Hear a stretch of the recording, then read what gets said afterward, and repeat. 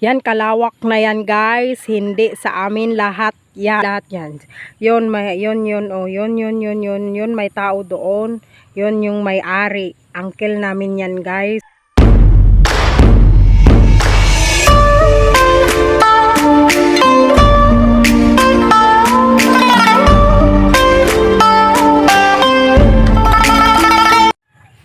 Magandang hapon guys. Hapon na dito sa farm. Yan po.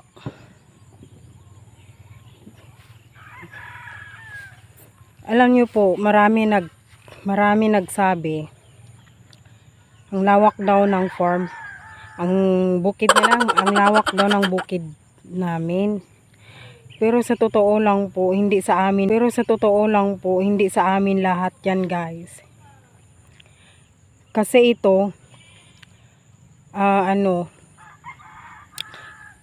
ang may-ari nito guys, uncle ng asawa ko po. Wow. Ayan, ang lawak ng kung sa amin lang lahat ito guys. Mayaman na kami guys. Hindi ko na kailangan mag-YouTuber kasi marami na akong pera. Kasi malawak ng lupain namin. Malawak na ang bukiran namin. Charot.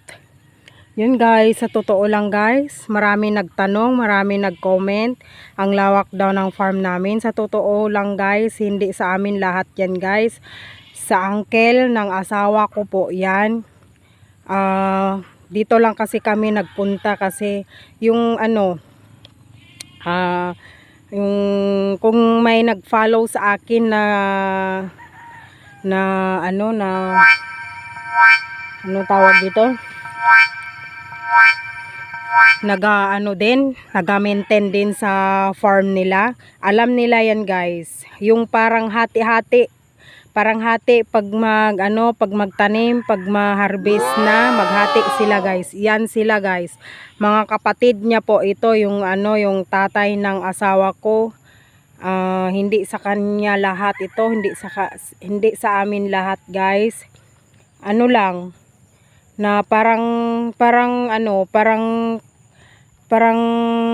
ang parang kami ang mag-maintain, parang ganun. Wow. Yan po, kung minsan kasi kung walang klase, nagapunta kami dito.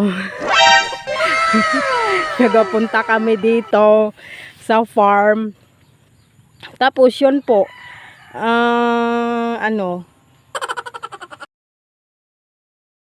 vlog kami dito pag may time kasi minsan lang kami magpunta sa city, tapos wala man kaming ibang lugar na puntahan guys, dito lang sa farm. Diba guys, hindi sa amin yan guys ha. Marami nagtanong guys, sabi nila na ang lawak daw ng farm nyo ma'am, pero sa totoo lang guys, hindi kami mayaman guys. Hindi kami mayaman. Kung mayaman lang sana kami guys, hindi ko na kailangan mag-YouTuber. Diba guys? Hindi sa amin lahat yan guys. Meron kami mga 1/4 lang siguro pang pang makain ganyan. Nice. Yan, kalawak na yan guys. Hindi sa amin lahat yan. Hindi sa amin lahat yan. Yun, may tao doon.